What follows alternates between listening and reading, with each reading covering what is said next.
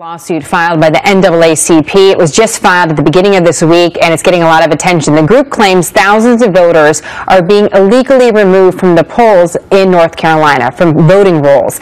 The head of the state's chapter says a disproportionate number of those voters are black and calls North Carolina ground zero for voter suppression. Eric Guster is a criminal defense attorney. Richard St. Paul is also a defense attorney, former prosecutor as well. North Carolina has to understand that federal law trumps any state law. I'm from Birmingham, Alabama, so I'm very accustomed to different ways that different groups try to suppress voters, and intimidation as well as taking people off the polls is one of a couple of those tactics. So we have to really pay attention to these lawsuits, because this is just the beginning, Jenna. There are going to be probably hundreds starting Monday and Tuesday, especially after the election really starts.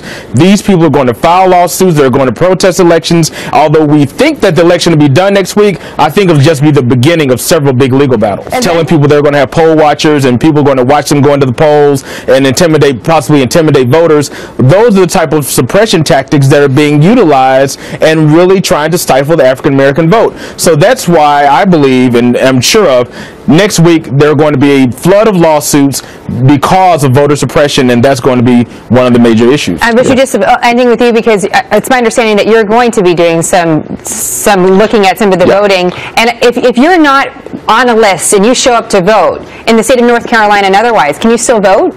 Oh, absolutely. Look, I was the Help America Vote Act. Under the Help America Vote Act signed by President Bush in 2002, you're entitled to a provisional ballot. Nobody will be denied the right to vote at any polling center because their name is not on the rolls, because of the Help America Vote Act signed by Republican President Bush. At the end of the day, these are allegations that need to be proven, and so far they haven't been proven. I think I saw one person who was 100 years old, and she had a mailing address as a P.O. box. You cannot use a P.O. box as your voter registration address. You can use it to receive mail, but you can't use it to vote. It has to be a physical address to vote.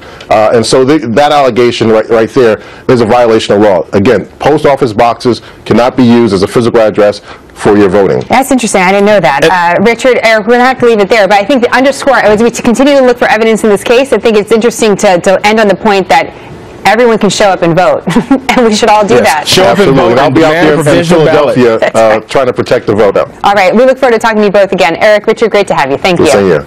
Thank you.